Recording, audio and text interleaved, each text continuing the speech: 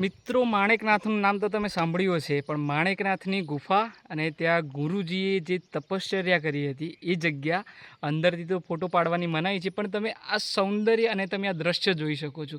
કેટલું અદ્ભુત અને સુંદર. અને આ નેચરલ જગ્યા અહીંયા જ્યારે વરસાદ પડતો અને જે ઝરણું પડે અહીંયા, એ જોવાનો લાહવો કંઈક અલગ જ છે. અદ્ભુત જોઈ શકો છો તમે.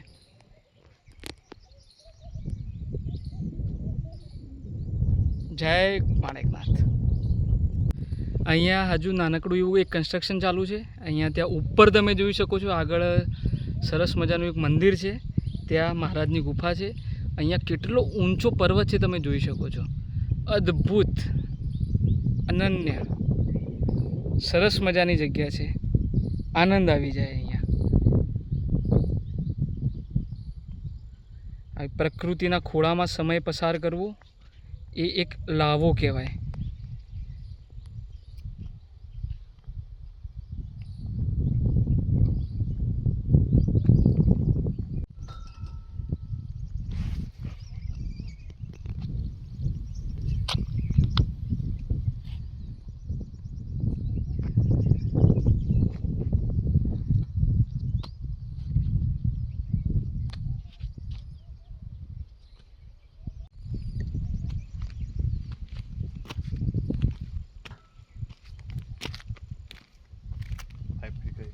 તો મિત્રો, આ સ્થળ ઉપર હું અને મારા કાકા અમે આવેલા છીએ, અને કાકાને પૂછી, કાકા કેવી લાગી આ જગ્યા? બહુ સરસ લાગી જગ્યા, બહુ મજા આવી ગઈ? રમણીય જગ્યા છે. આનંદ આવી ગયો? બહુ જ આનંદ આવી ગયો. તો તમે શું કહેવા માંગશો સબસ્ક્રાઈબરોને?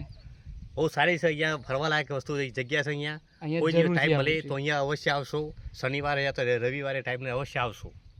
ચલો, મળીશું નવા વિડીયોમાં. જય હિન્દ, જય ભારત. તો ચાલો મિત્રો, આવા જ અવનવા બીજા વિડીયો સાથે તમને મળીશું. જય હિન્દ, જય ભારત, જય ગુરુ મહારાજ.